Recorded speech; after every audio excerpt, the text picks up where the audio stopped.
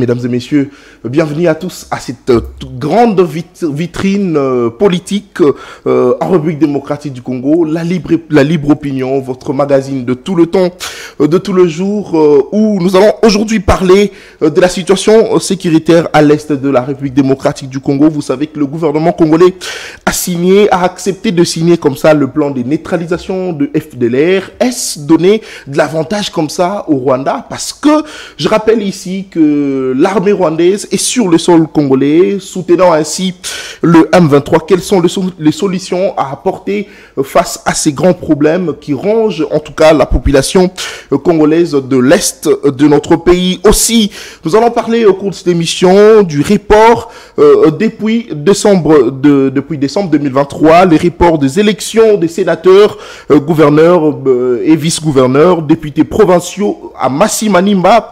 Vous le savez, ces reports n'a pas toujours eu du Sud. Pourquoi? Parce qu'on se pose des questions. Est-ce que c'est la CENI qui est-elle justement responsable de ce retard des élections à Massi Manimba, de ces reports justement qui n'a toujours pas une nouvelle date pour sa tenue à Massi Manimba? Est-ce c'est le problème justement de la CENI qui n'a pas aussi de moyens? On va réfléchir autour de toutes ces questions avec notre invité, mais aussi je suis accompagné de Madame Tania. C'est vrai, je suis toujours avec elle au cours de l'émission Semel Chevaux, mais elle est avec moi cette fois-ci à la Libre Opinion. Madame Tania, bonjour et bienvenue. Bonjour Monsieur Nathan, bonjour aux téléspectateurs du magazine Libre Opinion. Je crois qu'ensemble nous aurons de très bons moments d'échange autour de questions d'actualité. Je salue également notre invité, dont je te laisse la première de. Merci beaucoup Madame Tania. Allez, pour ce faire, nous recevons pour vous Monsieur Louis-France Kouzekessa. Il est journaliste, expert en communication, il est doctorant en relations internationales et candidat président de la République en 2028. Monsieur Louis-France Kouzekessa, bonjour et bienvenue. Merci Monsieur Nathan, bonjour à Madame Tania, bonjour aux téléspectateurs de la Libre Opinion. Merci beaucoup de cette marque de confiance que nous exprime le téléspectateur d'à travers le monde. Et particulièrement, je voudrais dire merci au peuple congolais parce que du jour au lendemain, il y a des idées salvatrices qui me sont transférées à travers mes boîtes de communication, notamment des Congolais qui sont déterminés à accompagner ma candidature pour les élections de 2028 parce que nous en sommes très déterminés. Et c'est ce qui justifie, je vais dire, la rareté qu'il y a maintenant dans les différentes émissions, différentes productions, parce que je devrais me concentrer sur le travail que j'ai fait de la conception de notre programme de gouvernance. Donc le travail des candidats présidents est un travail de préparation.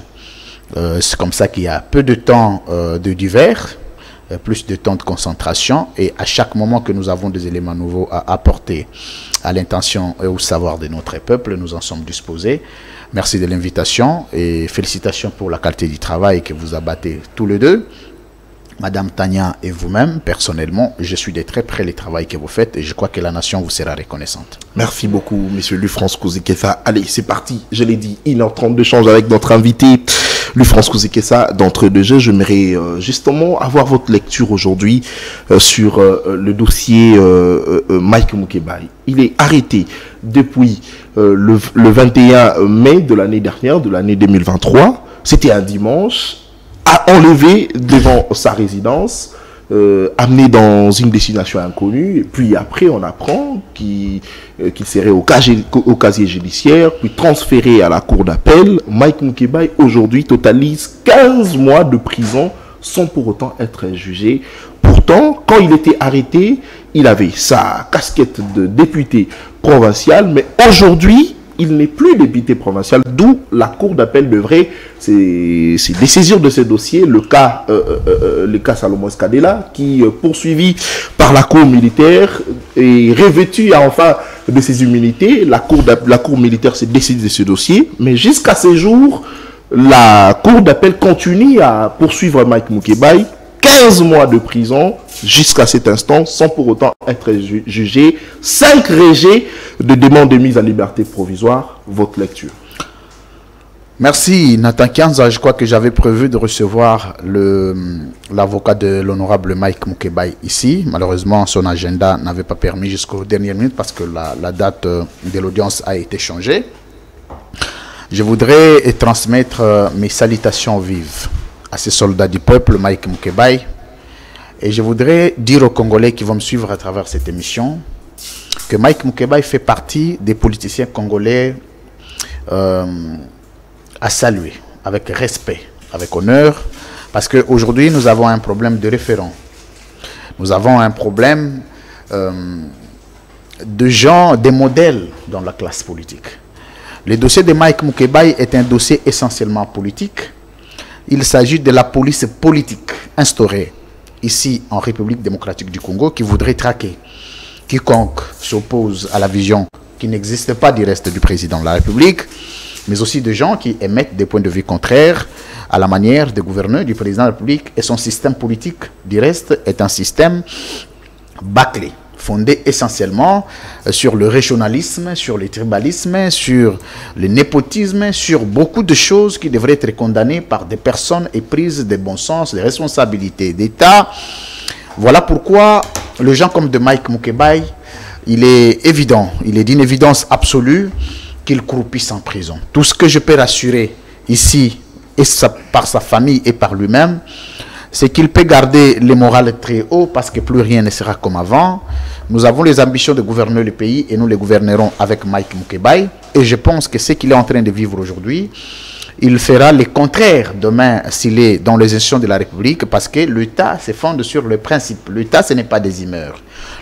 L'État, ce n'est pas une affaire de maman, de papa, de yaya. Maman a dit, comme aime le dire Madame Tania, maman avait dit, papa avait dit, ce n'est pas ça l'État. L'État, c'est le principe fondateur. À partir du moment où les principes fondateurs ne sont pas respectés, ce n'est plus l'État. Et c'est comme ça que nous, en tant que chercheurs, en tant que scientifiques, nous sommes ridiolés de l'institution de parler de l'État à ce jour sous le président Félix Tshisekedi, parce que les règles qui devraient organiser et encadrer l'existentialité juridique de l'État n'étant pas observée avec absolue nécessité, en ce moment, on ne peut pas parler de l'État. On doit parler d'un regroupement ou groupuscule d'individus érigés en sous-État et qui s'organisent en leur manière, se fondant sur le règlement intérieur de l'IDPS. Et l'IDPS, aujourd'hui, vous connaissez sa réputation politique, vous connaissez son image, vous connaissez son fonctionnement. Donc, Mike Moukebaye, je salue et je présente mes félicitations, mon courage. Je l'ai vu dernièrement à Makala, très requinqué. Et je pense que c'est une question de temps. Rejet de la liberté provisoire, c'est politique. Ce sont des individus qui pensent qu'il faut décider sur le sort de quiconque, de père de famille, parce qu'on a dit que la gouvernance de l'État n'était plus orthodoxe. C'est là le péché de Mike Moukebaye Nkosso, le soldat du peuple que je salue en passant. Et donc, j'ai vu dernièrement, j'ai prévu d'ailleurs, je crois, avant d'aller faire la pierre tombale de mon père, le plus tôt, je vais recevoir d'abord son avocat pour essayer de nous livrer la quintessence, de nous dévoiler la quintessence de la procédure de ces dossiers. Mais entre-temps, je m'incline devant le combat de Mike Moukebaye qui est un combat noble pour notre peuple. Alors, dans un pays où règne l'État, comme vous aimez le dire, quelle devrait être l'attitude des autorités actuellement vis-à-vis du dossier Moukebaye? Pour parler des autorités de l'État, et nous, dans le langage diplomatique, on ne parle pas des autorités parce que dans un État, il ne peut pas y avoir des autorités. Dans un État, il doit y avoir des animateurs des institutions de la République. Et à l'occurrence, c'est ce qu'on appelle les organes de l'État. Les organes de l'État, on part d'abord des institutions, les fondements principalement idéologiques de l'existentialité de l'État parlent d'abord des organes de l'État comme des institutions. Vous allez parler du gouvernement dont il y a un chef de l'exécutif qui s'appelle le président de la République. Et le soubassement par excellence des animateurs d'institutions de la République repose sur la fonctionnalité réglementaire de l'État. Dès lors qu'il y a un problème, il y a un débat sur l'existentialité juridique de l'État, il y a aussi un problème sur la légitimation des animateurs des institutions de la République. C'est ça la cohérence, madame. Vous ne pouvez pas parler d'un père s'il n'y a pas de maison, il n'y a pas de famille. Les concepts père tire son origine à l'existentialité familiale. Il n'y a pas de famille, il n'y a pas de père. Et donc, les débats, madame, ne résident pas seulement au niveau de la légitimité du président de la République, vous savez, qui est très contesté après les élections, après des cycles électoraux, mais le débat sur la légitimation du président de la République repose sur le vide qu'on a, le dépouillement de la substance juridico-administrative de l'État qui a comme conséquence l'illégitimation de chefs d'institution de la République. Donc, à ce jour, vous ne pouvez pas parler de l'attitude du président si la volonté primaire du président de la République ne serait pas celle de réformer l'État congolais. C'est pourquoi je suis porteur d'une offre politique qui s'appelle les 3 heures. La relance, la redéfinition et la refondation de l'État congolais. Parce qu'on ne peut pas m'appeler chef de l'État à partir du moment où l'État lui-même a un problème de reconnaissance, a un problème de légitimité, a un problème d'existentialité juridique, a un problème d'existentialité administrative. Vous ne pouvez pas vous appeler chef de l'État. C'est pourquoi la base de tous ces fondements, c'est d'abord l'organisation de l'État. Après l'organisation de l'État, les animateurs peuvent tirer l'origine de leur légitimation à l'existentialité juridique de l'État. Je prends un cas. Là où il y a l'État, il ne peut pas y avoir un débâcle électoral, Madame Tania. Vous parlez des animateurs, des institutions de la République, vous devez parler de l'État et aussi les symboliques de l'État. Il y a débâcle électoral, il y a fraude électorale, il y a malversation, il y a concussion, il y a gabegie financière, il y a détournement dans les institutions de la République. Et il y a indifférence d'abord des organes de l'État, à l'occurrence le président de la République que je salue en passant. Ça signifie que s'il y a ingouvernabilité d'État, le premier indicateur ou la conséquence d'ingouvernabilité d'État, c'est l'illégitimation du président de la République et l'ensemble des institutions qui l'entourent. C'est ça la cohérence. Alors, très bien, merci beaucoup. Allez, nous entrons cette fois-ci dans le vif du sujet. Monsieur Nathan, la cohérence est une vertu. Si vous n'êtes pas cohérent, vous avez des problèmes de vie. Il faut choisir. Il faut être cohérent. Et la cohérence, c'est la logique. S'il n'y a pas de logique, il n'y a pas de cohérence. Donc ici, ce que nous devons enseigner aux Congolais, aux jeunes, c'est la logique et la cohérence. Vous verrez que vous ne pouvez pas vous lever un matin, Fatih Béton, le soir, Kabouya vous dit, nous n'avons pas donné au peuple ce qu'il attendait. La logique et la cohérence. Et nous, moi, Louis France, j'ai dit que le président n'était pas en mesure de donner aux Congolais ce qu'il attendait. La logique était aussi de continuer à fustiger l'ensemble d'imbroglio dans le fonctionnement ou dans la fonctionnalité de l'appareil de l'État. C'est ça la cohérence, c'est ça la logique. Il faut choisir. Soit vous êtes illogique et incohérent, et vous êtes assimilable à un animal. Parce que seul un animal est incohérent. Vous l'agressez, il part, vous jetez un peu de saka-saka de chez moi, il revient. Mais un homme cohérent, il reste cohérent à vie. Et c'est une vertu. C'est comme vous êtes resté cohérent depuis 2018 après l'élection du président. Depuis que j'ai l'ambition de devenir président congolais, et cette ambition, je l'ai depuis 2014-2015. Je suis resté cohérent avec l'ancien président de la République, Joseph Kabila, que je salue en passant.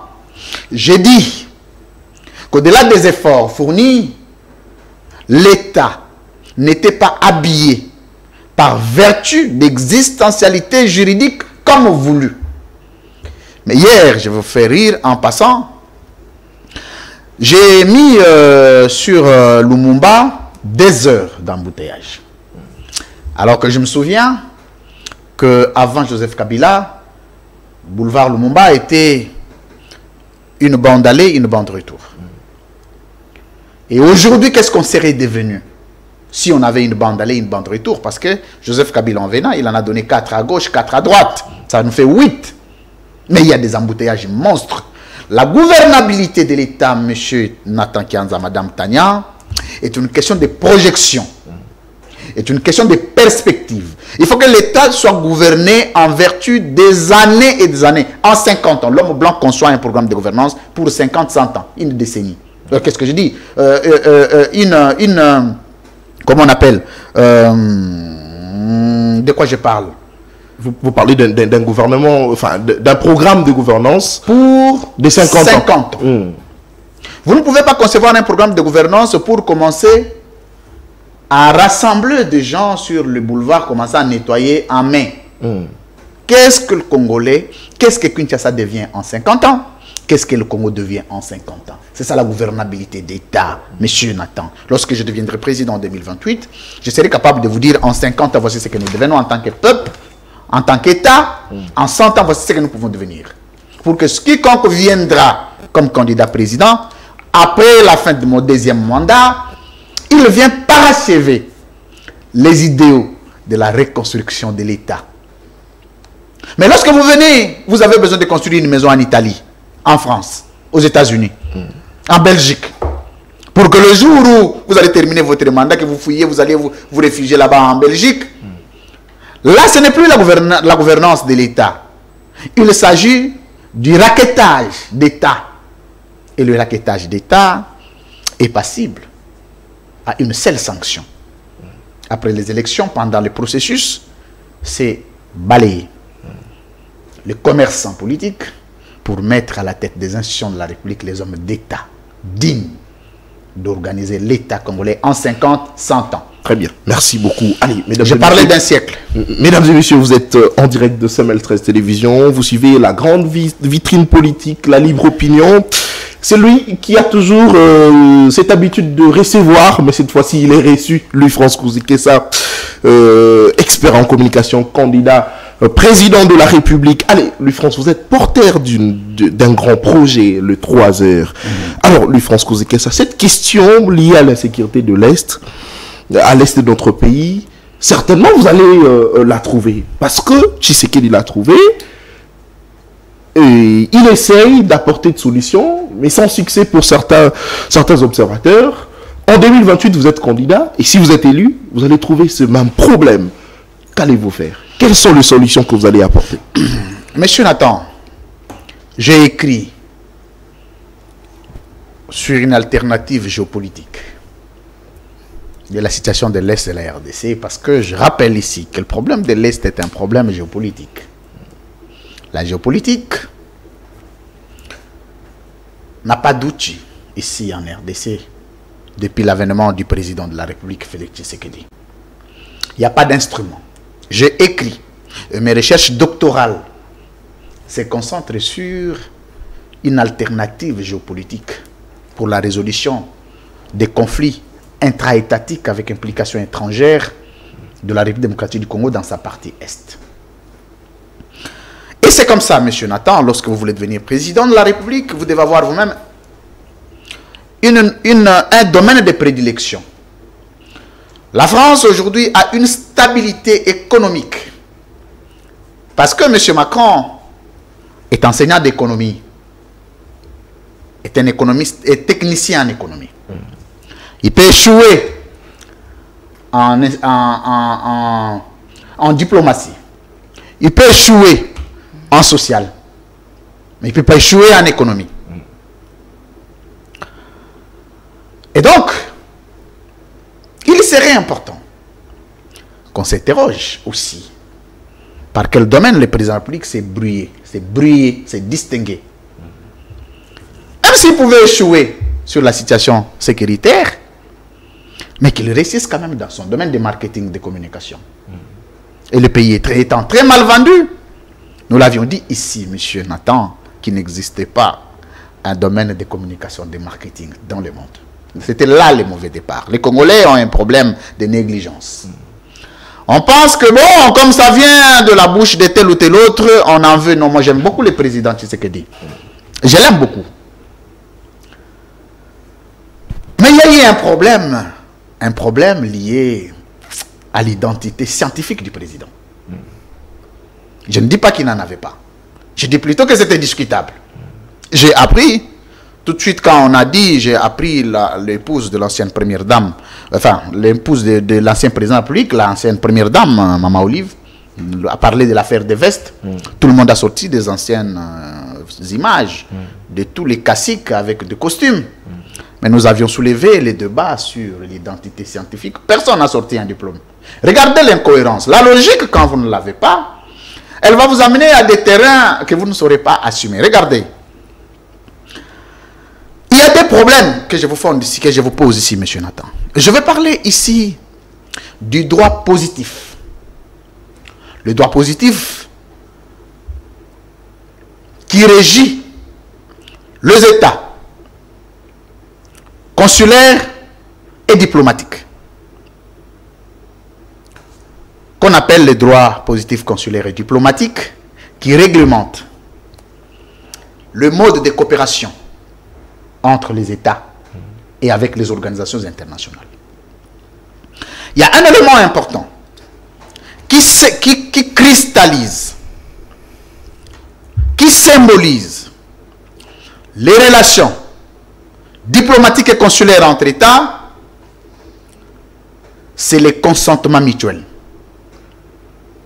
Lorsqu'il y a consentement mutuel entre États, il y a représentation des États au niveau international. C'est-à-dire, vous avez un consentement avec le Rwanda, mutuel, des États. Le Rwanda a une représentation diplomatique et consulaire en RDC. La RDC a une représentation diplomatique et consulaire au Rwanda. La mission principale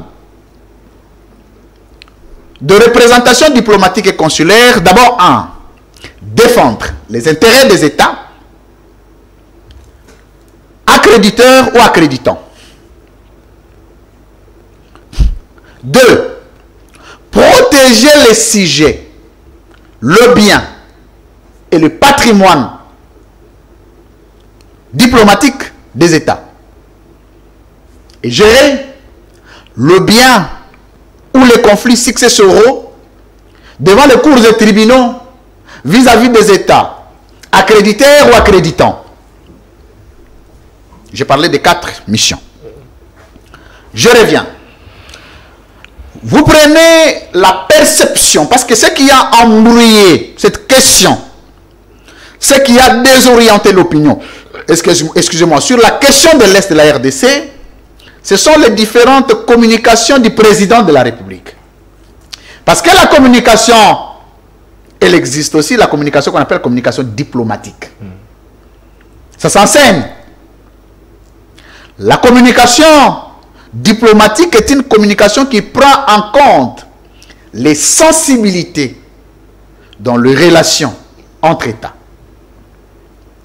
Le président dit il faut traquer les Rwandais, ce sont les ennemis, ce sont M. Kagame, il faut les faire. On est d'accord. Ça c'est la communication selon le président diplomatique.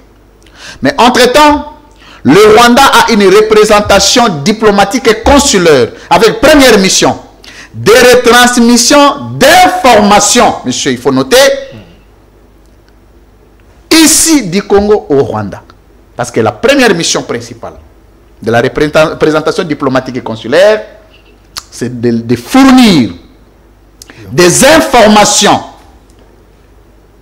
des États accréditeurs vis-à-vis des États accréditants sur l'ensemble des situations diplomatiques et sécuritaires relevant des rapports entre les deux États. 2. M. Nathan,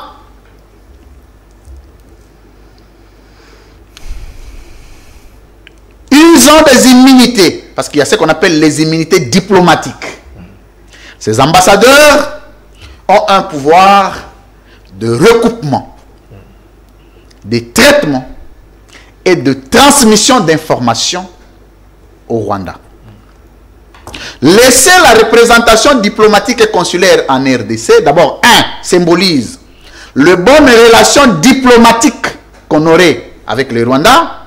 2, la facilitation pour le Rwanda d'avoir des informations à transmettre au Rwanda obtenu en RDC. Mais lui, France, l'ambassadeur rwandais a été expulsé. Je ne parle pas de l'ambassadeur. L'ambassadeur c'est un fonctionnaire diplomatique et consulaire, monsieur.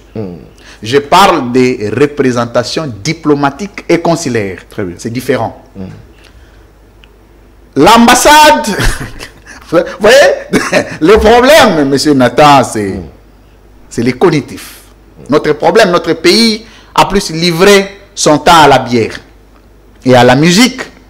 On n'a pas le temps de se concentrer sur l'essentiel de la question de notre peuple.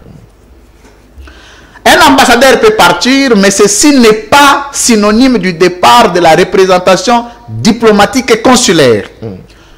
La Convention de Vienne, en son article 3, M. Nathan, parle de la procédure de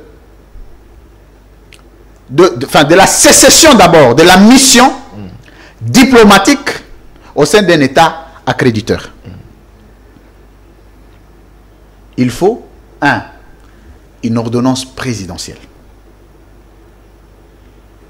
motivée, recensée parmi les actes administratifs de haute portée juridique, qui consacre, qui proclame la sécession des rapports diplomatiques entre États. Première procédure. Il faut que le président prenne l'ordonnance pour dire les relations diplomatiques et consulaires avec les Rwandais sont rompues. Mais le président ne l'a jamais fait. Je suis en train d'aller maintenant au niveau de la procédure. Le président lui fait des communications, des shows politiques. Non, ces gens-là, il faut qu'une seule bombe tombe. Je vais exterminer. Non. À la moindre escarmouche. Il faut prendre l'ordonnance, proclamer la sécession de coopération diplomatique et consulaire avec le Rwanda.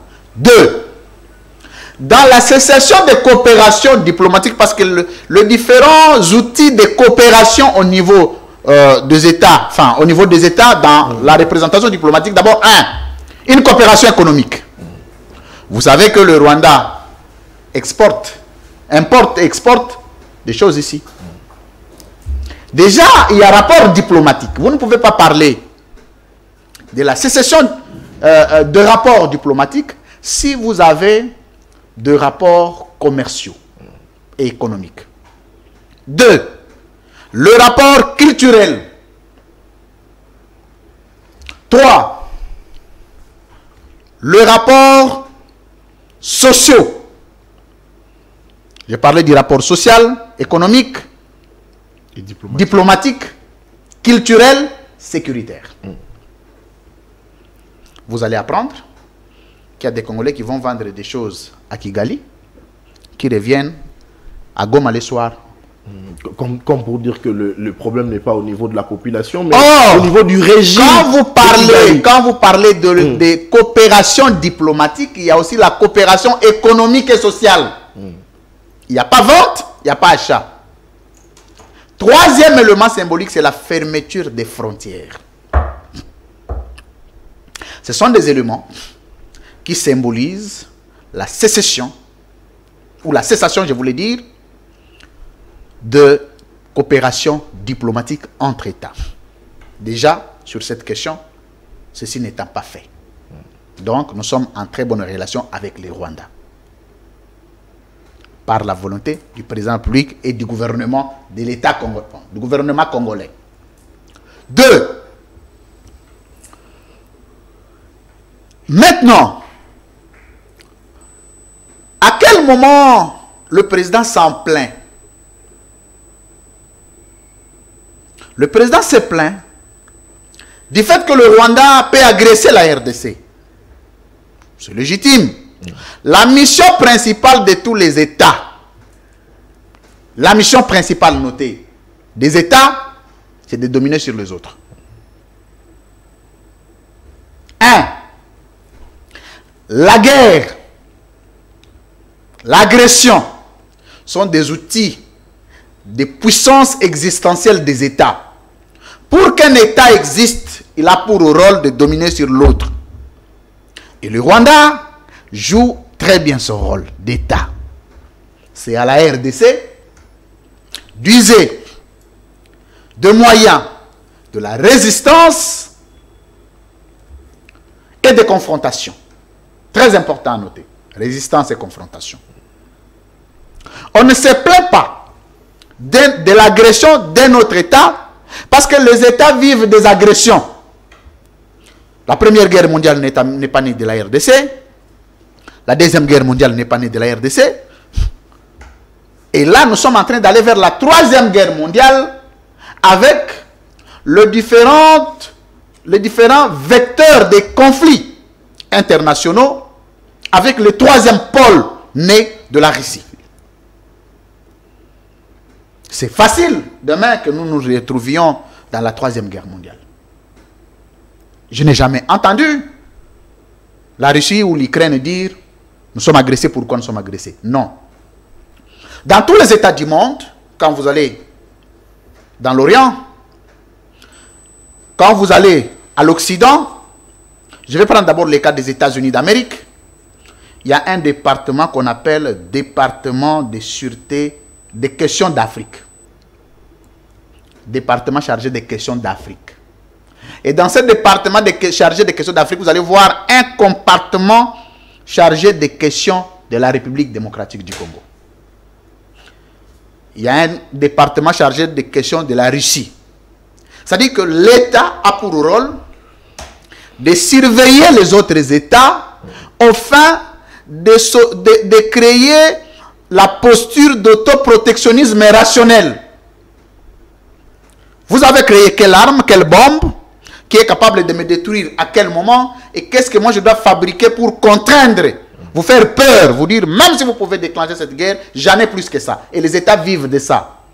Et les relations internationales posent les fondements sur la posture d'autoprotectionnisme rationnel que devraient avoir tous les États. C'est pourquoi tous les États sont dotés de moyens de résistance. L'armée. Vous pensez que le rôle de l'armée dans un État, c'est quoi? C'est se battre. Se battre contre qui? Contre d'autres États. Mais vous avez une armée qui a pour rôle principal de se battre contre d'autres États, mais vous vous plaignez du fait que d'autres États vous agressent. C'est de l'illettrisme, de l'analphabétisme, de questions de relations internationales. C'est pourquoi les relations internationales ayant posé les fondements sur la coopération entre États, le droit positif des relations diplomatiques et consulaires vient organiser le mode de coopération entre États, mais la notion de la société internationale vient doter à chaque État la notion du souverainisme. La souveraineté comme une haute capacité de l'État.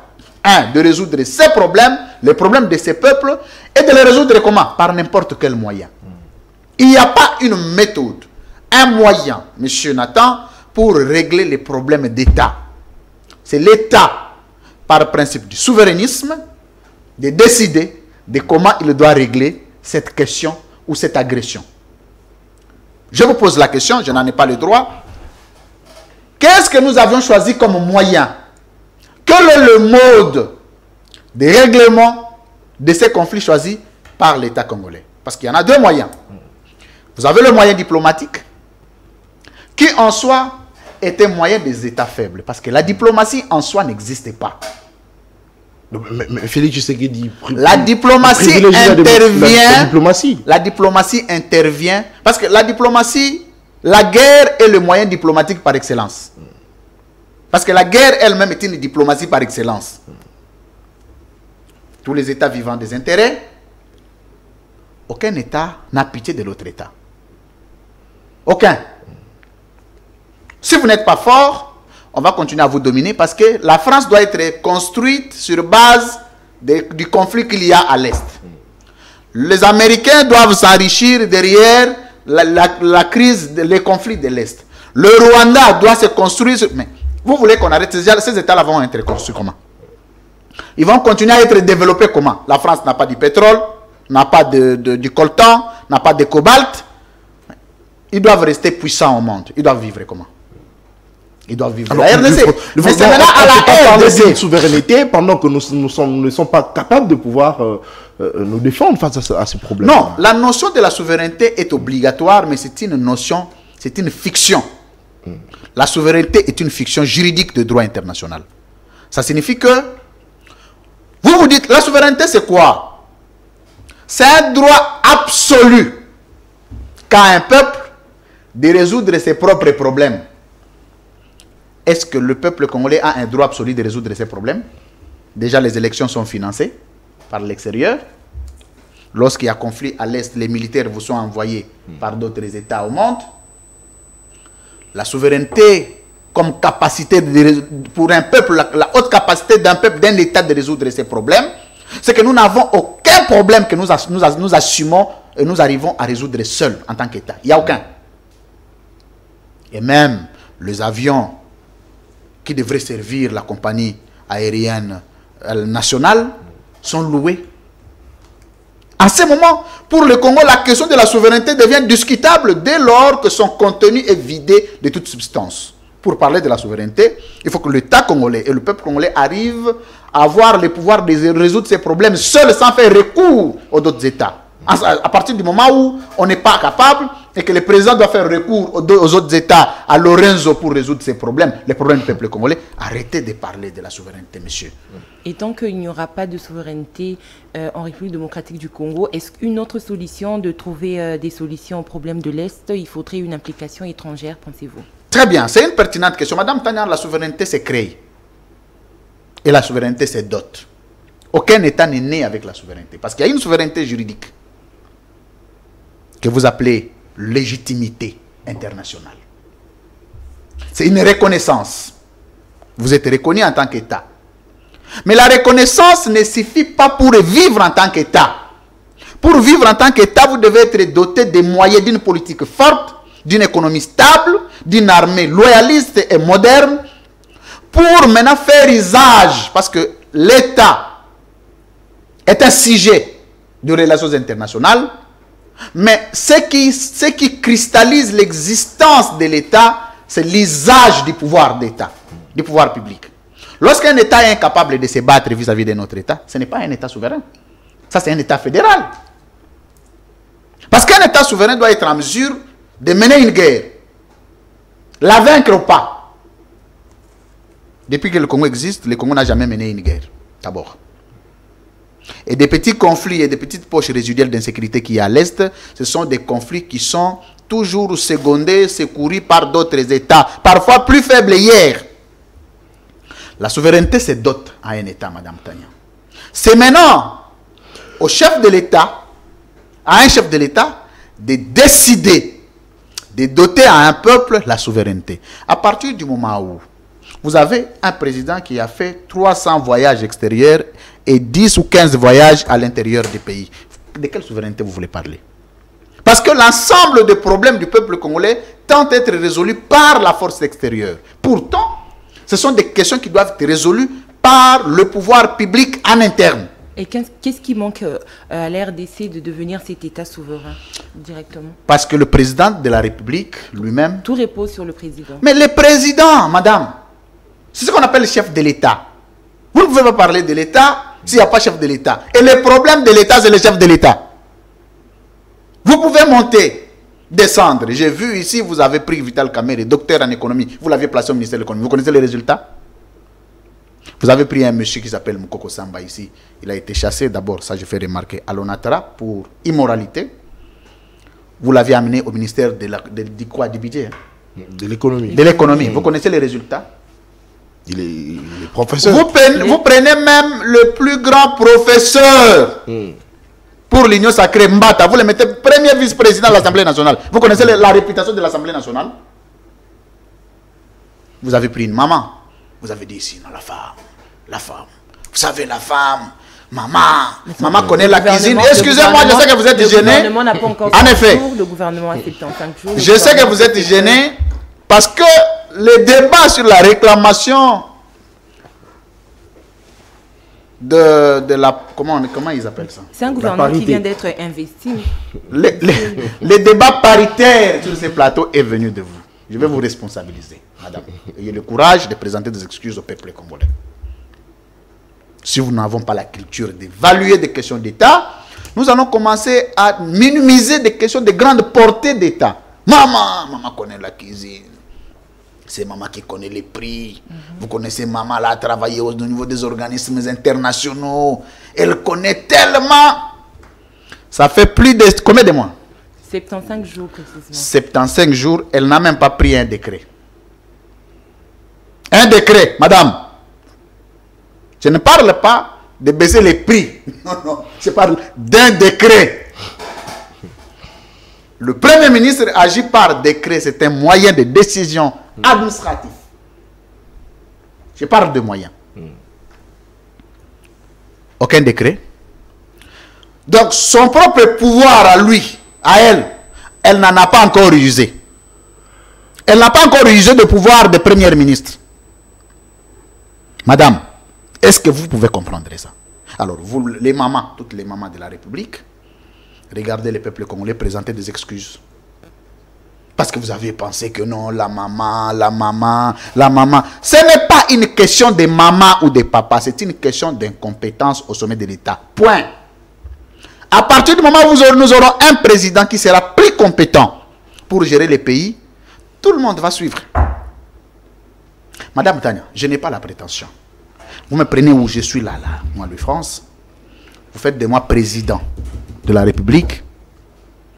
Vous me donnez 5 jours. Même si je ne vais pas tout changer, il y a des choses qui changeront. Le président est le premier, parce que vous avez ce qu'on appelle la souveraineté nationale. Il y a aussi la souveraineté internationale.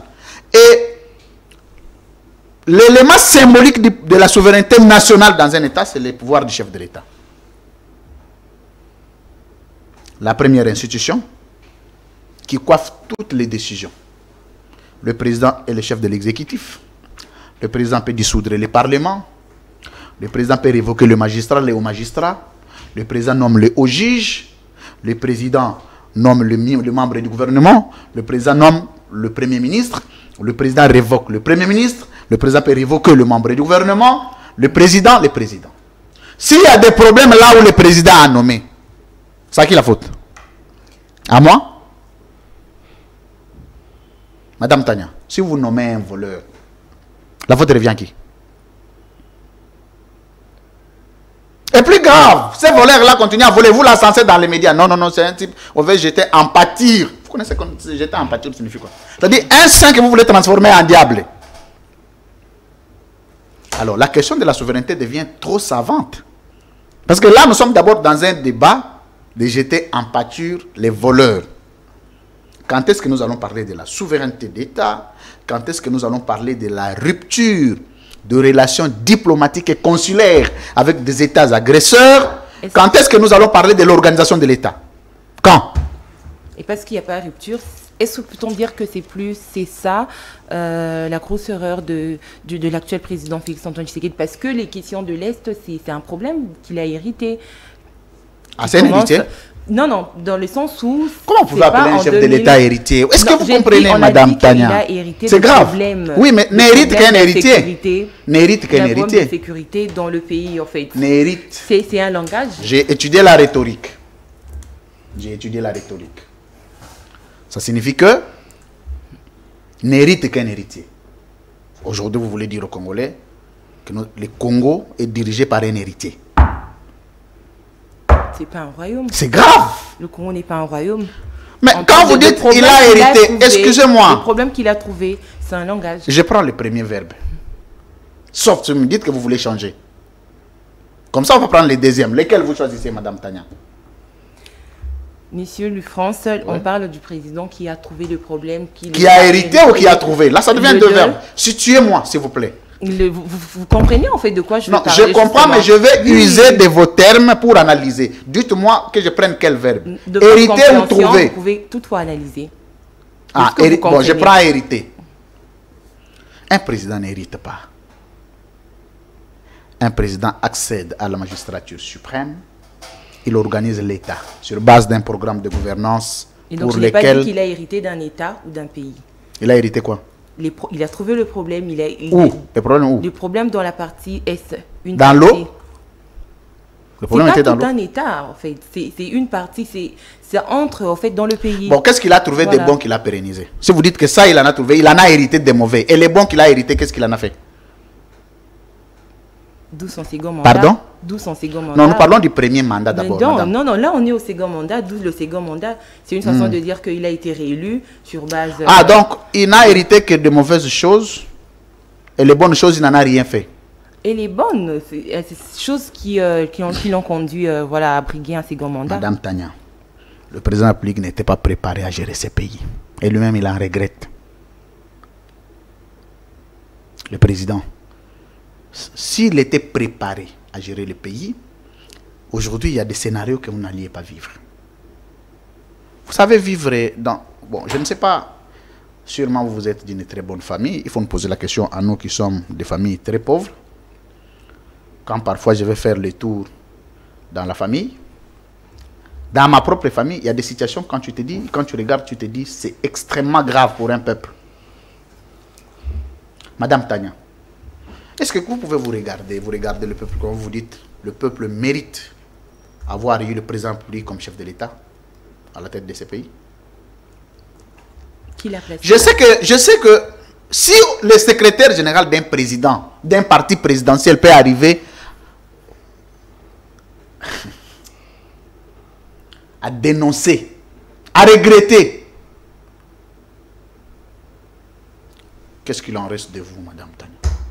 Ça, c'est le secrétaire général des partis qui dit le peuple a attendu beaucoup de nous, mais nous n'avions rien donné du peuple congolais. Nous n'avions rien foutu. Ça signifie que le président n'a rien fait. Moi-même, je n'ai rien fait. Nous tous, nous n'avons rien fait. Comme conséquence, nous devons partir. Bon, vous voulez défendre quoi? Je ne suis pas en train de prendre défense du président. Moi, donc, je pose des questions sur ces plateaux. Donc, je ne vous incrimine pas. Oui, voilà. Je ne vous incrimine pas. Son erreur à lui entre... le président n'a pas commis l'erreur. Le président ne se retrouve pas. Vous voyez, maintenant, ici, on peut vous prendre, Madame Tania, tel que vous êtes. On vous demande de conduire un avion. On vous fait monter dans un avion. On vous demande de décoller. Vous allez commencer où et finir où? C'est dans cette situation que le président se retrouve. Tu appuies sur ces boutons. Non, non, attention, ça va voler. Tu arrêtes d'abord. Tu appuies ici. Au Katinan. C'est-à-dire que oyegola pilote, oyegola aviation te. Mais jour on a rabakanyo na makasabi kumba biso parce que pilote a zate. Or yo mo pozota na kasi vi na yo président na kati kuna. Yo so voyage à mingi bouton ya ezaka nini. Donc tu commences même à apprendre l'aviation pendant que vous devez décoller. Entre-temps, il y a des gens derrière qui vous disent azaka grand pilote. Yé penda à l'équipe à pilote pendant que vous n'avez même pas encore décollé, vous ne savez pas où vous allez atterrir. Et donc c'est une question de préparation. C'est une question de préparation d'abord et est une question de compétence. Madame, c'est une question de compétence. Il y a compétence, il n'y a pas de débat. Parce que, gérer un pays, c'est facile, vous savez ça? Gérer le pays, c'est l'exercice le plus facile au monde. Parce que vous ne faites rien. Vous pondez juste les idées, il y a des gens qui exécutent. Mais c'est pas facile parce que... C'est pas facile quand vous n'avez aucune idée. C'est facile, c'est difficile pour des gens qui n'ont aucune idée. Mais si vous avez des idées, vous savez, madame, on peut vous donner votre livre à vous. On vous demande de l'expliquer. Si ce livre n'a pas été conçu par vous, vous ne saurez pas l'expliquer. Ça dit que c'est facile quand vous devenez président, vous dites, pour ma politique infrastructurelle, voici ce que j'avais prévu. Il suffit de jeter un coup d'œil. Tu appelles le ministre des Infrastructures, tu dis, monsieur, fais-moi ça, à tel délai. Donnez-lui les moyens. Qu'est-ce qui est de difficile? Sur des questions diplomatiques, ta politique diplomatique existe. Tu viens, tu regardes juste ton programme de gouvernance. Tu ouvres. Ah, j'avais prévu ceci. Le ministre des Affaires étrangères, monsieur, appliquez-moi ça. Donnez-lui les moyens. Parce qu'il y a un budget qui est alloué pour ça. Tu viens, tu regardes, le ministre de la Défense. J'ai vu le monsieur. Il est à sa 40e tournée. Mais c'est moi qui invite. 40e tournée. Vous avez compté jusqu'à 40. Comment? Ce sont eux qui annoncent. Nous, nous enregistrons. Oh, il était à Bukavu. Il fait les tours à Bukavu là-bas. Il revient ici. Les matins, vous apprenez qu'une localité a été confisquée par l'ennemi. Donc, même lui-même, monsieur Modiam Vita, il dit, le président m'a rien donné. Parce que c'est le président qui devrait... Lui également s'est plaint. Il s'est plaint. Mais, attends. Monsieur Nathan. Monsieur Kamere s'est plaint. Il arrive au ministère de l'économie. Je lui ai posé la question. Monsieur Vital Kamere, le malheur que j'ai eu, que le ministre Mouyayaï, je l'ai salué en passant, c'est de m'avoir invité. On n'aurait pas dit, jusqu'aujourd'hui, on ne m'invite plus jamais. Jamais on a coupé. Alors, ils avaient les Atalago qui disaient oui, excellence sur le plan de la conception économico-financière. Qu'est-ce qu'il faut penser de la gouvernabilité du chef de l'État? Ah, lui, il était content. Je soulève la main, on ne veut pas me donner la parole, je me lève moi-même. Je dis, je vais révolutionner les choses. Je suis allé moi-même jusqu'à dire, mais donnez-moi les micros, monsieur. Il y a un Atalago là qui voulait... J'ai crié dans la vie, monsieur, donnez-moi les micros. Alors, le ministre Mouyaya m'a vu, dit, oh, non, mais donnez à lui France les micros, pourquoi vous ne voulez pas lui donner? Parce que même l'Atalago à qui on avait donné les micros, il le savait. Je pose deux questions, monsieur. La première question, monsieur le ministre. C'est vrai, pour la première fois, Kamere n'a pas convaincu. Pour la première fois. Vous pouvez nous dire, monsieur le ministre, quelle est la politique publique du président de la République en matière d'économie que vous appliquez?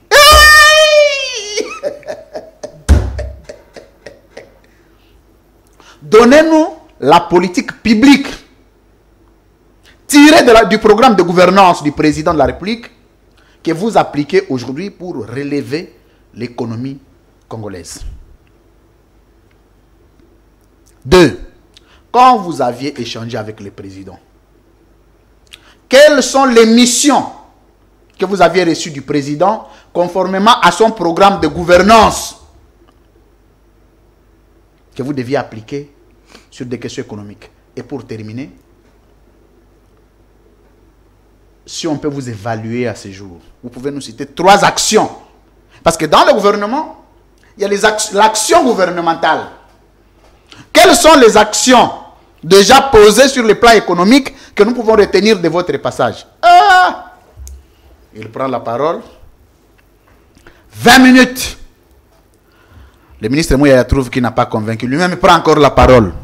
15 minutes.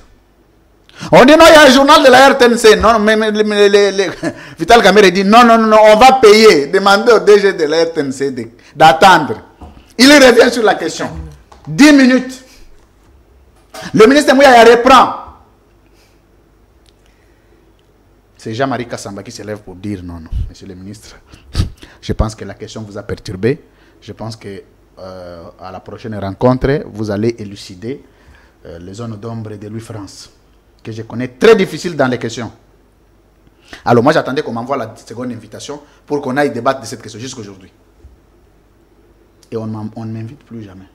Ça signifie que même les ministres eux-mêmes, même Maman Judith Souminoua, je pose la question à la première ministre, le président ne lui a donné aucune instruction de gouvernance, ne lui a rien dit sur son programme de gouvernance. Donc Maman Soumina se retrouve comme ça, le président dit bon, débrouille-toi.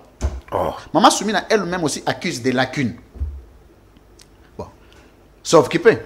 Elle accuse de lacunes, qu'est-ce que vous avez décelé depuis qu'elle est à la tête du gouvernement? Elle est devenue trop belle. Et ce ne sont pas quand même des lacunes. À quel niveau? Non, mais ça, ce sont des avancées que j'ai remarquées. Non, vous avez dit qu'elle accuse de lacunes. Droit. J'ai dit, il faut d'abord reconnaître mon droit de parole. Allez, vous avez le droit. Il y a eu transformation sur le plan physiologique. Je salue notre maman. C'est très important. Ce ne sont pas des lacunes. À part ça, elle n'a aucun arrêté. Elle n'a aucun décret du Premier ministre. Aucune action gouvernementale émana d'elle. Et le premier voyage qu'elle a effectué, c'est à l'Est, là-bas, avec 14 sacs de riz. Ça, ce n'est pas à la première ministre. Ça, c'est au ministre des Affaires sociales, madame. Et même ça devrait s'inscrire dans un programme. C'est pas quand il y a catastrophe, vous vous réveillez. Quand il n'y a pas catastrophe, il n'y a pas de prévention, politique de prévention. En ce moment ici, bon, si moi je mens, vous pouvez aussi dire. Qu'est-ce qu'on peut... Je sais aujourd'hui, Maman Toulouka n'est plus première ministre. Qu'est-ce qu'on peut retenir d'elle? Elle a quand même pensé Pardon? initier une formation de mise en niveau. Oh, elle est ministre de la formation professionnelle. Ah, voilà. Donc, elle commence même à gêner ses ministres. Donc, la première ministre commence à gêner ses propres ministres. Elle-même est devenue ministre des Affaires sociales. Elle-même, par moment, devient ministre de la Défense parce qu'elle est à l'Est là-bas. Elle-même devient ministre de la formation professionnelle. Elle-même devient ministre... Quel est le rôle du Premier ministre, madame? Moi, j'ai écrit sur l'État. J'ai étudié l'État. Le Premier ministre, lui, c'est le coordonnateur ou la coordonnatrice pour son cas de l'exercice ou des actions gouvernementales. Les coordonnateurs. Et le président de la République, c'est le centre d'impulsion. Elle coordonne les 6 piliers, madame. Pardon? Toulouka. Pardon? Excusez-moi, madame. Elle est dans la coordination des 6 piliers du gouvernement Toulouka. Quelles sont ces actions? La création d'emplois. On a déjà créé combien? On va faire... on va enquêter. Pardon? Excusez? Il y aura justement... Madame, évitez les risques. S'il vous plaît, Louis-France. Vous allez vous faire haïr. Nous attendons l'évaluation du gouvernement après les 100 jours. C'est d'ailleurs elle-même qui a soulevé ce point au cours du conseil. J'ai pris, parce que quand je deviendrai président, tu peux avoir la chance de devenir ministre, Nathan. Aujourd'hui, il y a des choses qui ne peuvent pas venir de vous. Vous savez comment on évalue un gouvernement? Il n'y a pas une durée pour s'asseoir et commencer à évaluer le gouvernement. Ça n'existe pas. Ça, c'est un langage de gens qui ont un niveau discutable de la conception de l'État. Et comment on évalue un gouvernement, Louis-France? Notez. Ils peuvent aussi noter ensemble avec moi. Parce qu'ils nous suivent. Merci. C'est important. À l'entrée du gouvernement, d'abord à la présentation du programme de gouvernance chef de l'État qui a été une vision matérialisée, écrite devenir un programme. Le président fait des promesses. Que dès qu'il est élu, le président, voici ce qu'il a prévu dans chacun des secteurs de la vie nationale. Et dès qu'il est élu, il prend ses programmes, il le donne à la première ministre pour appliquer. Et dès lors qu'il y a un seul fonds public, un seul centime de l'État qui sort pour matérialiser la vision du président, le programme de gouvernance du président de la République, le bilan commence là. Le bilan commence là. 2, le jour où le Premier ministre, lui, donne le pouvoir venu du président à ses ministres de poser les actes au premier jour. Chaque ministre aussi vient dans son secteur et dit ce qu'il doit faire, conformément à la vision du président. C'est hiérarchisé, c'est normalisé. La vision du président dans le secteur de l'économie a prévu ceci. Tu commences à appliquer. Quand tu appliques, on évalue. Tu appliques, on évalue. Mais les gens sont payés. Il y a un salaire indescriptible qui sort tous les jours de l'État. Il y a les frais de fonctionnement. Il y a même de l'argent pour poser ces actions-là. Mais l'argent sort, mais l'évaluation, il faut attendre. C'est quelle conception? Mais l'argent est mensuel. Mais l'évaluation est trimestrielle. Mais, monsieur Nathan, l'action gouvernementale ne commence pas seulement par les résultats, ne fût-ce que par le lancement des travaux. On peut commencer par évaluer combien de travaux Maman Toulouka a déjà lancé, Madame Tania. C'est moi qui pose des questions. Pardon? C'est moi qui pose des questions. Excusez-moi. Aucune action. On pouvait encore comprendre, le président poser quand même les premières pierres. Même si on est arrivé à 500 pierres, première pierre posée. Mais Maman Toulouka a même refusé de poser les premières pierres. Elle a piclé, elle est dans le bureau. Donc elle ne sait pas où commencer, où finir. Elle a piclé. Certainement, après les 100 jours, elle va commencer. Non, elle a déjà dépassé 100 jours. Le jour où elle a totalisé, elle a totalisé 100 jours, elle nous a proposé l'AVC, un programme, la AVC. Oh. Mais je vous dis, j'ai tweeté dessus. Nous nous attendions des mais vous connaissez quand même l'un de ce programme. Non, pas le programme AVC. Donc, il a rassemblé les banques. Mais félicitations parce que vous connaissez quand même. Quoi? Vous suivez de près ce qu'elle est en train de faire. Non, AVC, monsieur. Les gens vont mourir. C'est quoi? Vous cherchez la mort du peuple, monsieur. Le peuple meurt déjà de faim. On ne peut plus mourir de l'AVC. C'est trop demandé. Elle a regroupé toutes les banques. Est-ce qu'elle est chargée? Elle est ministre. Elle est devenue elle-même DG de la BCDC. Donc, allez. On avait demandé à notre maman de se reposer. J'avais conseillé à maman Toulouka d'aller se reposer. Là, c'est sa carrière qu'elle tue. Un homme normal, si le président Tshisekedi te demande d'être premier ministre, il faut refuser. Parce que tu ne vas rien faire. Même quand tu es savant, Moukoko Samba. Des professeurs. À tout moment, il a des belles costumes qu'il porte. Oh non, Moukoko Samba va en guerre avec les prix des premières nécessités au marché. Il demande en fait qu'on puisse supprimer certaines taxes. Jusqu'aujourd'hui. Il ne revient même plus dessus. Vous avez le malheur, notez ceci, monsieur Nathan. La première ministre a une maîtrise en économie. Monsieur Moukoko Samba a une thèse, un doctorat en économie. On sous-tend que nous devions être la meilleure économie du monde.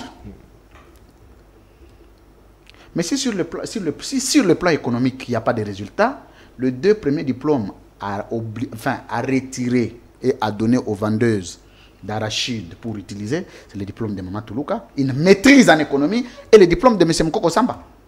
Ça ne sert à rien. Comment vous pouvez être professeur en économie, vous êtes incapable d'appliquer les règles, les théories, les énoncés que vous enseignez à l'université dans l'État? Comment tu peux comprendre ça, M. Nathan? Donc tu es... Vous connaissez... C'est quoi professeur? Excusez-moi, mais les gens blaguent avec les titres. Vous êtes professeur en économie, mais vous êtes incapable de relever l'économie d'un pays, mais vous continuez à aller enseigner. Pour que les gens que vous allez enseigner là deviennent qui? Des savants? Parce qu'ils sont censés redresser l'économie de leur pays. Mais toi-même, le professeur, tu es incapable. Très bien. Madame Thaler. Merci beaucoup. C'est grave. Alors, un pas en arrière sur les questions sécuritaires. Tout à l'heure, vous avez dit que la RDC garde encore ses relations diplomatiques et consulaires. Voilà, économiques et autres là avec le Rwanda. Alors que c'est la même RDC qui se plaint du fait que le Rwanda... Pas la même RDC, le président. La RDC n'a pas la bouche. Qui se plaint du fait que le Rwanda est son pays agresseur.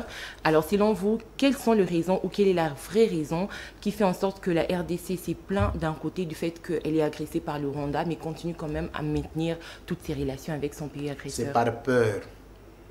Parce que le président Tshisekedi n'a aucun moyen de coercition, enfin de résistance, de dissuasion publique pour faire la guerre avec les Rwandais.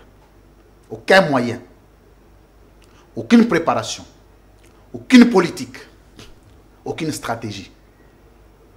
Mais lui qui a dit qu'à la moindre escarmouche, il va réunir les Mais il y a eu combien d'escarmouches? Il y a eu combien d'escarmouches après? Pourrons-nous nous attendre à... Déjà pour France, pourrons-nous nous attendre à une déclaration de guerre parce que cette fois-ci, il y a maintenant un nouveau président du Sénat. Depuis que le président avait dit qu'à la moindre escarmouche, il y a combien d'escarmouches? Il y a eu plusieurs. Bon. Comment vous voulez qu'on... Et cette fois-ci, on a maintenant un président du Sénat, certainement, il pourrait... C'est qui le président du Sénat? C'est Samuel Koundé. Mais il vient de la primature, non? C'est Maman Koulouta au masculin. Pardon? Maman Koulouta, Maman Toulouka au masculin. Ce sont des jumeaux. Et puis tous les deux, diaspora. Oui, ils sont venus de la Belgique. Le président de la Belgique. Là n'est pas un problème. Non, c'est un problème. Oh. C'est une question de la réputation de notre diaspora. Comment ça n'est pas un problème? Je vais vous citer. Le président de la République et de la diaspora. Samuel Kondo, ancien premier ministre, diaspora. L'actuel premier ministre, diaspora. Gouverneur de la ville, Gentini Ngobila, ancien, diaspora. L'actuel ici qui marche comme un chef panzin, diaspora. Non, s'il vous plaît. Mais il marche comme ça. Mettez la vidéo. Quoi, je mens? Mais pourquoi vous n'aimez pas la vérité? Mettez la vidéo, monsieur. Toi, tu n'as pas fait l'étude d'animaux? Tu n'as pas fait ça? Moi, j'ai étudié. Avançons. Merci. Merci de me donner raison. quand vous marchez comme ça signifie... C'est un chimpanzé qui marche comme ça. Alors, ce n'est pas une insulte, c'est une imitation, monsieur. C'est une figure de style. Qui encore? Gouverneur Banque Centrale. Gouverneur Banque Centrale, diaspora. Le Directeur de cabinet, ministre des Sports. diaspora. Directeur de cabinet du président, diaspora. Première dame, Directeur de diaspora. cabinet diaspora. Oui, votre frère de l'église. Oh, Oui, il vient de la Belgique. Mais comment? Vous pensez que pourquoi elle est intervenue? les pasteurs. Elle a été touchée. Donc Philadelphie a été touchée. Oh. Comment? L'église a été représentée.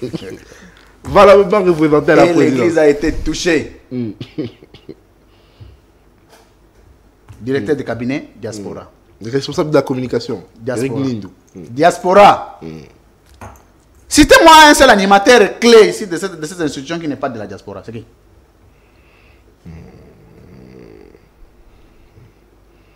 C'est qui?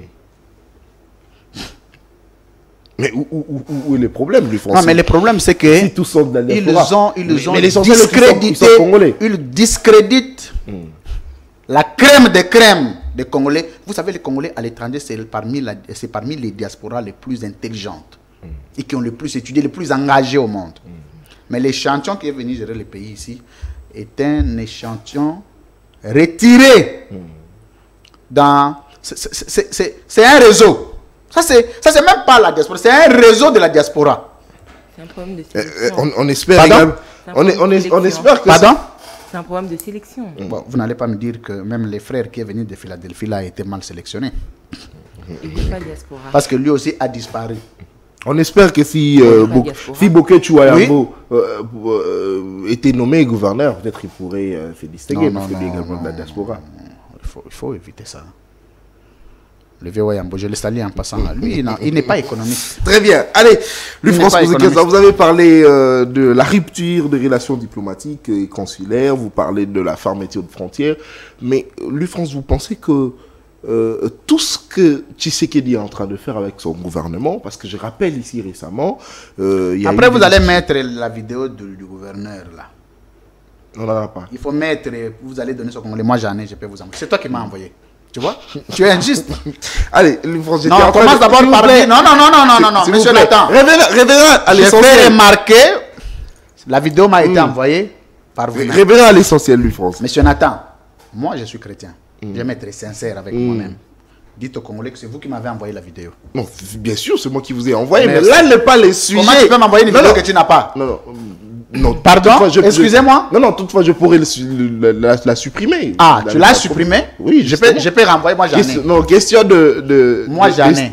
de bien avoir de l'espace Moi, dans mon je l'ai. téléphone, là n'est pas un problème. Alors, lui, France, au regard de tout ce que fait les gouvernements, je rappelle ici qu'au début de l'émission, je l'ai dit, que le gouvernement congolais a accepté de signer des accords de neutralisation de FDLR, les cessez-le-feu à C'est quoi gauche, les à accords? droite. Excusez-moi Nathan, j'ai besoin de S'il vous plaît, comprendre. s'il vous plaît, laissez-moi avancer et terminer. Pardon, le plan de neutralisation des FDLR, merci.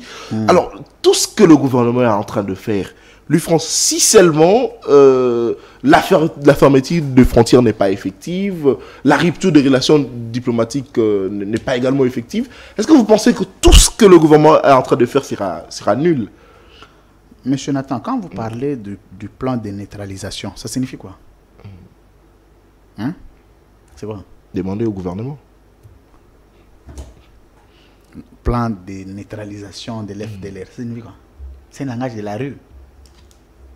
Comment ça, le langage de la rue? Oui, parce que l'objectif d'une guerre, c'est neutraliser l'ennemi. Donc vous ne pouvez même pas faire de votre propre mission un slogan. C'est comme si vous disiez au président, la gestion du pays. Ça entre dans ses attributions régaliennes, naturelles. Bon, je pose la question. Du haut de ces 6 ans, le président de la République à la tête de ce pays, si aujourd'hui il veut nommer un plan, il veut initier un plan de neutralisation, avant il utilisait quel plan? D'accompagnement? Parce que j'ai comme l'impression que les plans de neutralisation vont commencer maintenant. Mais avant, c'était quoi? Au regard des accords de Luanda. Oui, mais avant, maintenant. Quand il disait qu'il va traquer moindre escarmouche, il le faisait sur base de quoi? Il faut une question directe au président de la République. Ouais, c'est pas deuxième sujet. C'est pas cohérent et c'est pas logique. Vous savez, les secrets, c'est de mettre en place une étude, monsieur Nathan. Une étude. L'étude géopolitique, avec une note technique que les techniciens peuvent fournir au président de la République. Ça, c'est de 1. Au gouvernement de la République, sur les alternatives et les stratégies diplomatiques à mettre en place pour accompagner la force du feu qu'il faut mettre. Parce qu'il faut entre-temps. Vous savez, la guerre et la diplomatie marchent ensemble. Vous faites la guerre, vous faites la diplomatie au même moment. Pour que la diplomatie soit écoutée, il faut qu'elle soit accompagnée de la guerre. Vous savez, quand je viens chez vous, monsieur Nathan, je suis armé. Je sors mon revolver, je dépose ici. Je vous demande de négocier. Vous ne négociez pas de la même manière que quand on se voit dans la rue entre amis, on commence à t'intimider.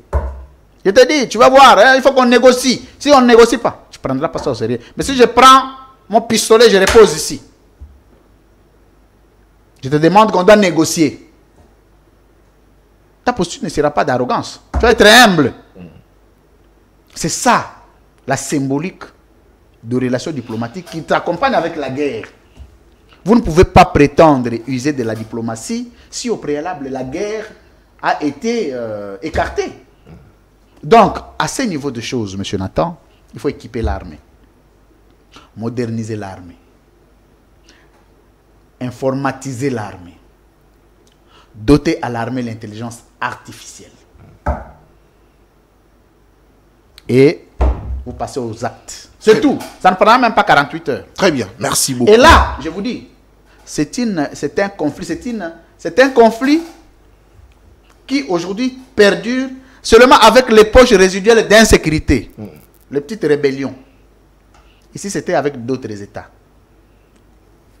Qu'est-ce que nous allons devenir? Parce que ça, c'est avec les FDLR, c'est assimilable au Mubondo. Nous sommes incapables de neutraliser. Il faut des accords, il faut des résolutions. Mais quand il s'agira des États qu'il faut s'affronter, ça sera quoi? Mais François, on pourrait dire que c'est déjà les États qui s'affrontent parce que l'armée rwandaise soutient le M23. Les États ne s'affrontent pas. Bien que cela n'a pas encore été déclaré ouvertement. Une seule bombe de la République démocratique du Congo tombée à Kigali. Quand?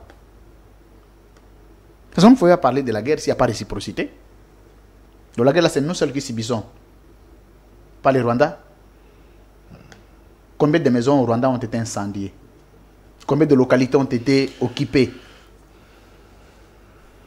Comment vous pouvez parler de la guerre où la perte est latérale et unilatérale? Donc, les conséquences de la guerre ne sont qu'unilatérales. Pourtant, les conséquences devraient être bilatérales, je voulais dire, des conséquences. Ça signifie que si au Congo, on devrait subir les conséquences des affrontements sur terrain, au Rwanda aussi, de la même manière que nous faisons le bilan de morts, des blessés, des dégâts matériels, des pertes en vies humaines et des occupations de certaines localités, au Rwanda aussi, on devait comptabiliser le même bilan. Mais comment le bilan ne se fait que chez nous? Ça signifie que ce n'est pas la guerre. Il s'agit là d'un réseau de gens qui ne sont pas capables de pacifier l'Est de la RDC et de doter au peuple congolais une paix durable. Il faut attendre en 2028, le président Tshisekedi va partir. Vous aurez un président, en ce moment, M. Nathan, qui viendra pacifier la RDC. Très bien. Vous le verrez. Très bien. Allez, il est candidat président de la République en 2028. Louis-France Kouzekessa, notre invité. Avec lui, je l'ai dit dès l'entame de cette émission que nous allons parler du report des élections à Massimaniba. Mesdames et messieurs, vous savez, que les élections ont été reportées depuis décembre 2023. Les élections des sénateurs, gouverneurs, vice-gouverneurs, députés provinciaux de Massimani n'ont toujours pas une nouvelle date pour s'atteindre. Madame Tania n'est pas contente de moi. Non, elle est contente de toutes vos réponses. Est-ce cela? L'église a été touchée. Non, pas du tout.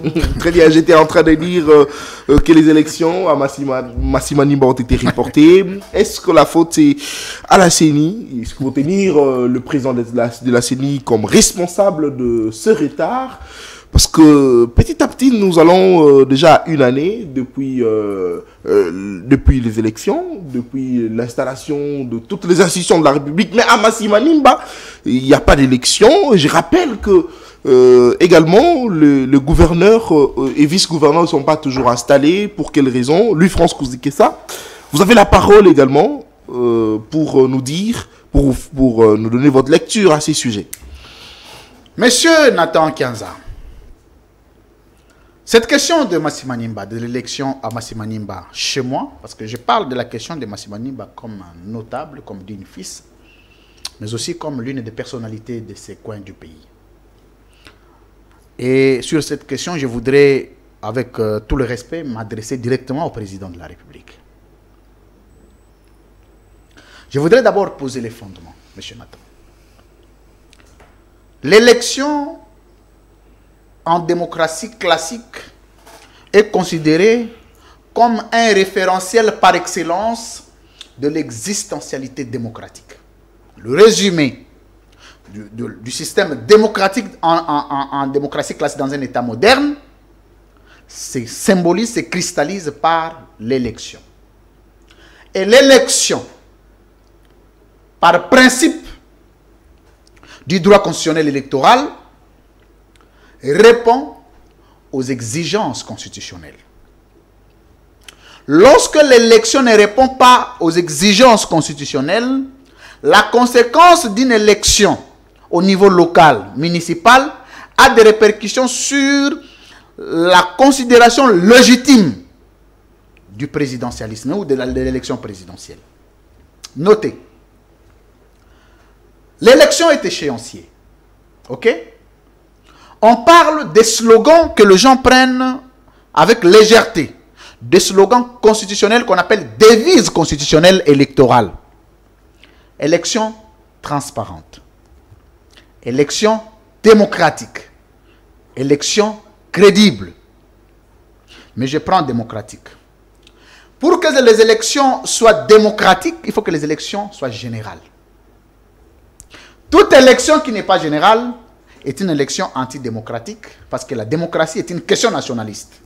Ça, c'est de un. De deux, même s'il peut y avoir des circonstances qui concourent, M. Nathan, à l'éventuel report de l'élection, il faudra que les organes de l'État étudient la possibilité de rapprochement pour que l'élection qui se tient en retard s'inscrive dans la logique, je m'excuse, de l'élection organisée au niveau national.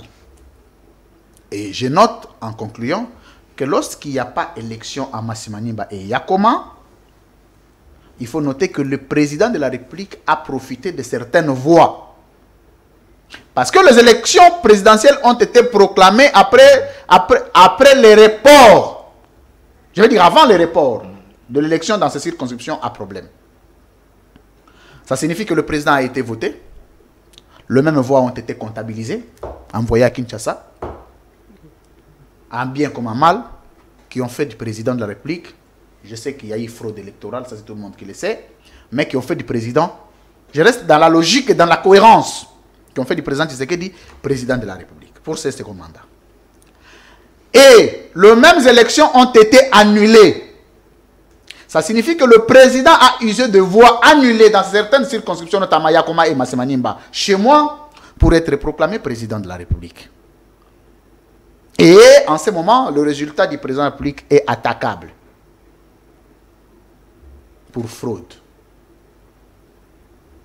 Ça, c'est de deux. Je vais ramener cette question au niveau sociologique. Je vais quitter les fondements de droit et les fondements politologiques. Je vais revenir sur la conception ou la considération sociologique.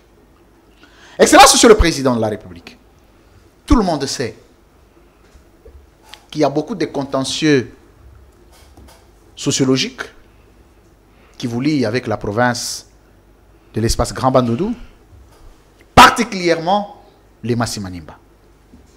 Pourquoi je l'ai dit, Monsieur le Président? Parce que du haut de vos 5 ans à la tête du pays, vous n'êtes jamais arrivé. Je prends l'exemple du Kwilu, particulièrement dans le Massimanimba, en 5 ans. C'est un contentieux sociologique. 2, cet espace, l'espace Grand Bandundu, considère que pour toutes les questions qui concernent leur peuple, vous êtes indifférent. Je vais noter, même si ça ne va pas être intéressant, mais je vous présente, Monsieur le Président, la conception sociologique, parce que j'ai posé les fondements du droit constitutionnel électoral et de la politologie qui encadre la conception électoraliste en démocratie classique. Mais je vais revenir sur la considération sociologique. Tous les peuples du Bandundu pensent que quand il s'agit des questions qui touchent au Bandundu, vous êtes indifférent. Et vous êtes un tout petit peu, je vais dire, dur vis-à-vis de ces peuples. Parce que pourquoi je l'ai dit? 1, du haut de vos 6 ans, vous n'avez rien fait dans l'espace Grand Bandundu, Monsieur le Président. Ni école, ni hôpital, ni centre de santé, même pas votre résidence où dormir, à vous. Ça n'existe pas. On sait que votre prédécesseur, de la même manière qu'il a eu où dormir chez lui, dans le Katanga, le Maniema, il a eu aussi une maison où dormir dans le Kasaï. Vous aussi, vous deviez avoir où dormir partout dans la République. Parce que c'est chez vous. Et malheureusement, on constate que dans certains coins, vous n'avez pas où dormir. C'est déjà là le problème. Particulièrement dans l'espace Grand Bandundu, quand vous allez, vous n'avez pas où dormir. Déjà, là où vous n'avez pas où dormir, votre cœur n'y est pas. Ça, c'est 1. 2, Monsieur le Président,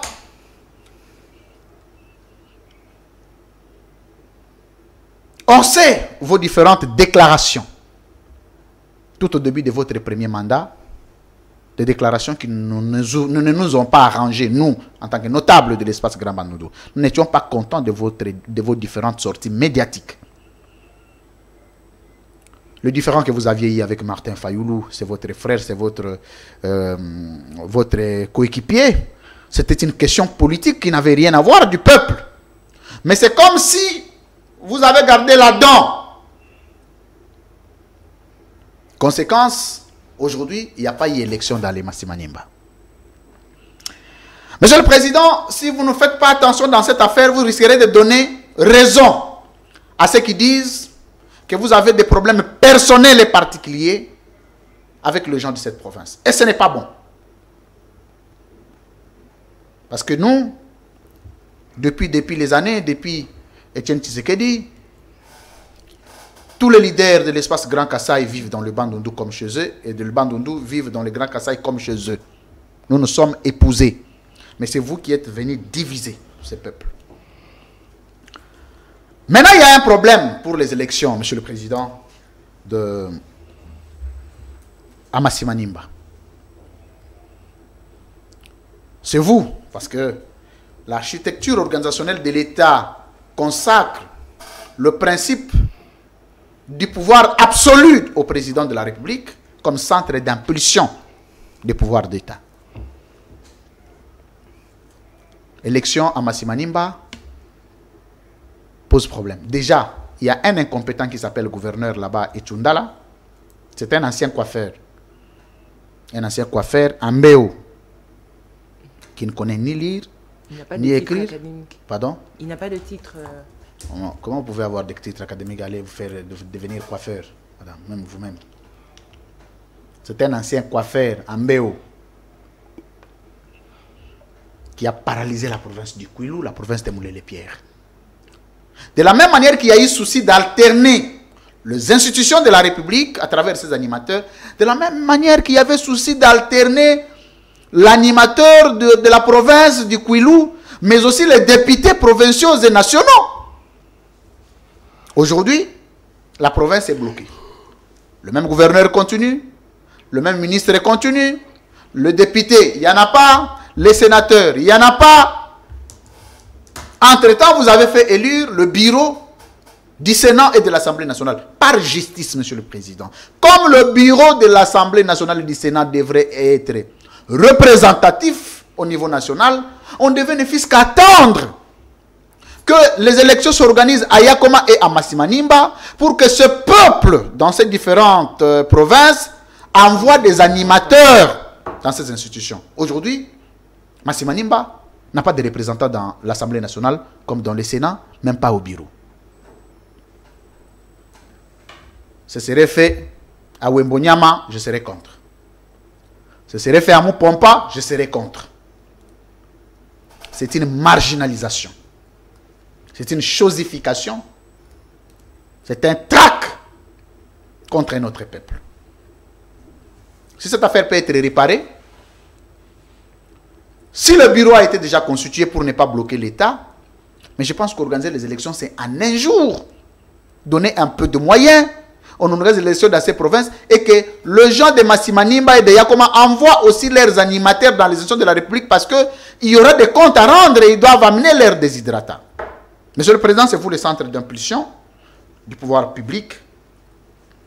Si à Massimanimba et à Yakoma il n'y a pas élection,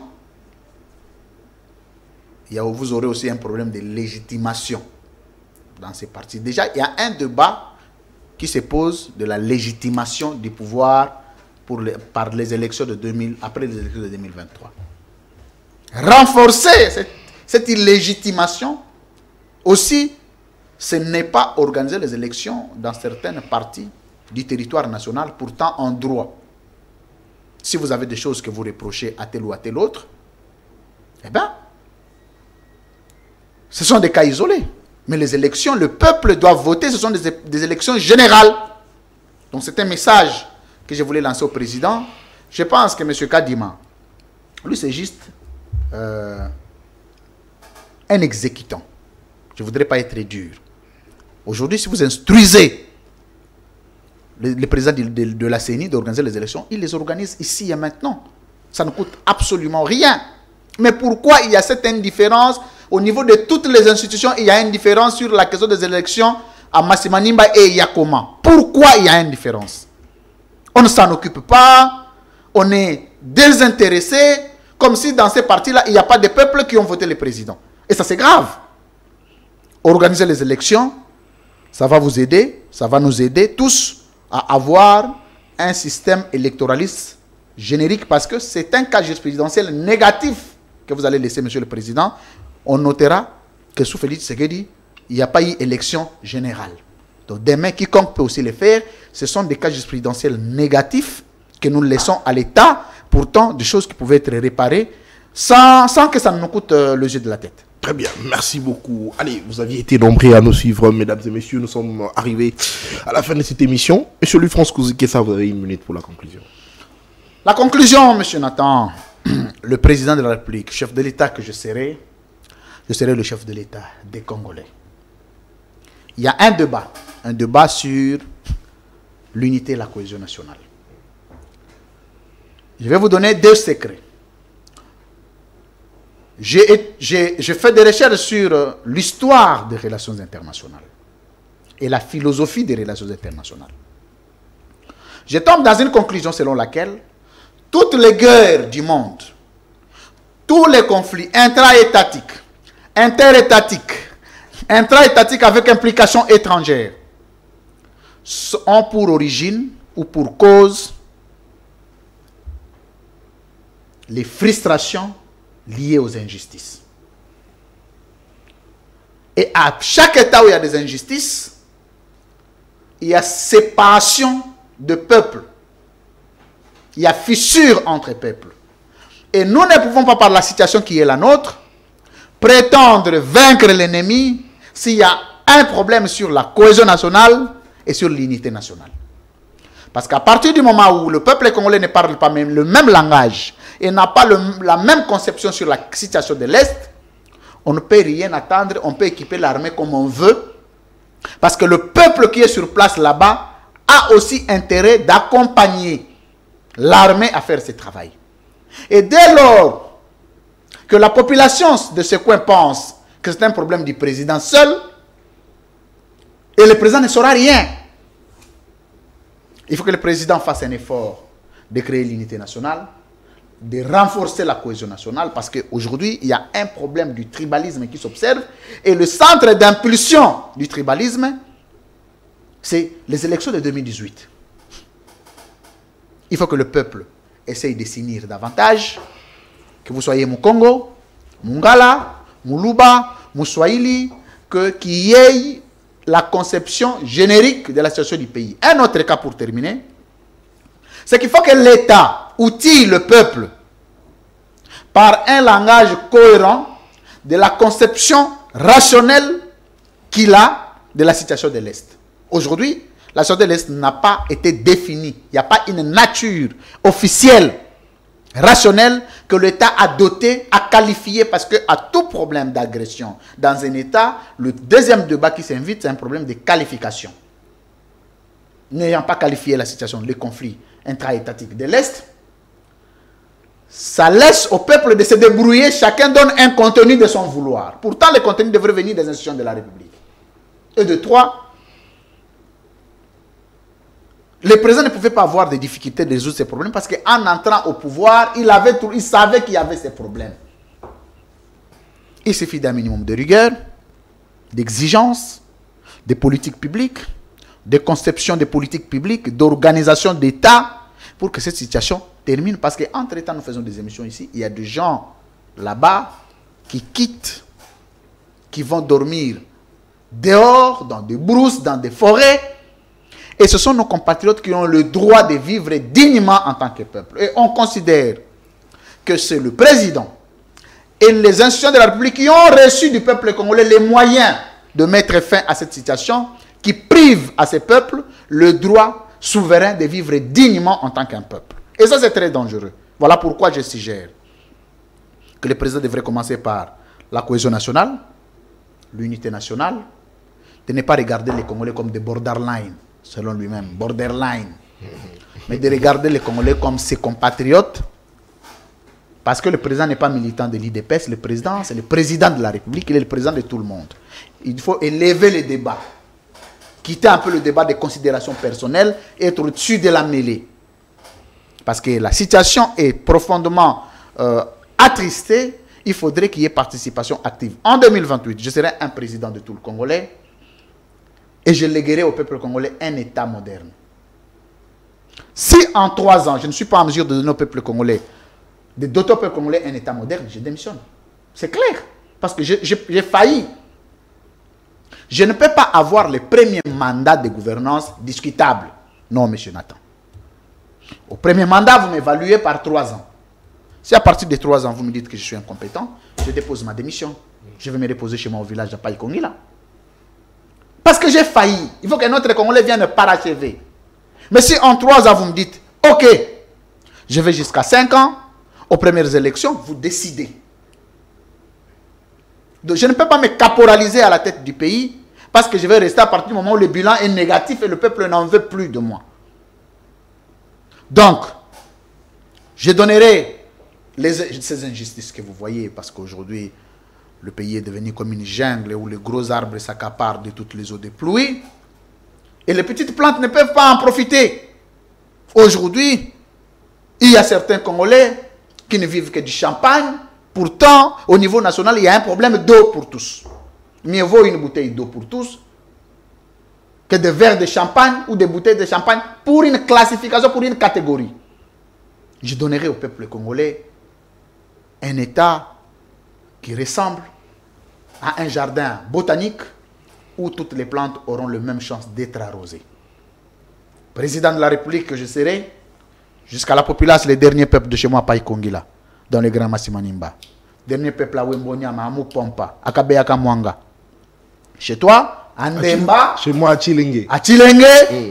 doivent bénéficier de mêmes prérogatives que l'État accorde à son peuple. Un Français qui vit en province vit mieux qu'un Français qui vit en plein Paris. Il n'y a pas de distinction. Mais ici, c'est comme si vivre en province est devenu un calvaire et qu'il faut qu'il y ait exode. Tous les villageois sont venus ici. Pourtant, un Français voudrait bien, pendant la retraite, aller vivre en province. Parce que les États-Unis en province, c'est plus que New York, c'est plus que Washington. Mais pourquoi ici, chez nous, la province est considérée comme calvaire? Vous avez appris, le président a lancé le programme 145 territoires. Je suis allé à Massimaniemba. Tu as vu la maison du programme 145 territoires. Je crois que nous sommes derrière une enquête très traquée. Nous allons sillonner l'ensemble du pays sur le radar de SEMEL avec le programme 145 territoires. Très bien. Les messages est passé. Merci beaucoup à Madame Tania. Merci beaucoup à Monsieur Nathan. Merci à tous les Congolais qui nous ont suivis.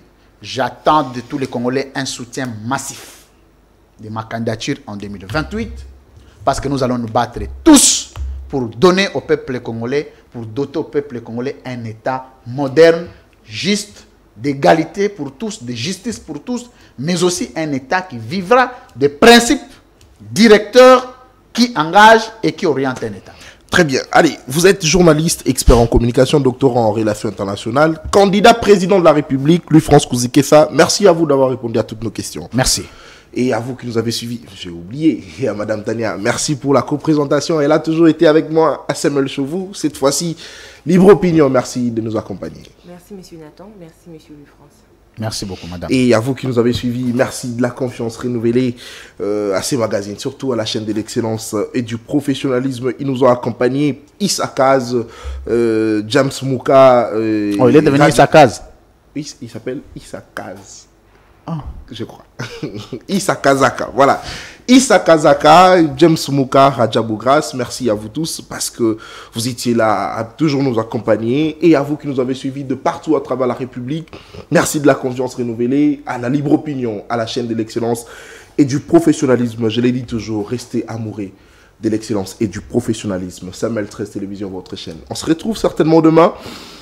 Nous, à l'émission Samuel Chauveau et Louis-France Kouzikessa avec son magazine Libre Opinion. D'ici là, portez-vous bien et au revoir.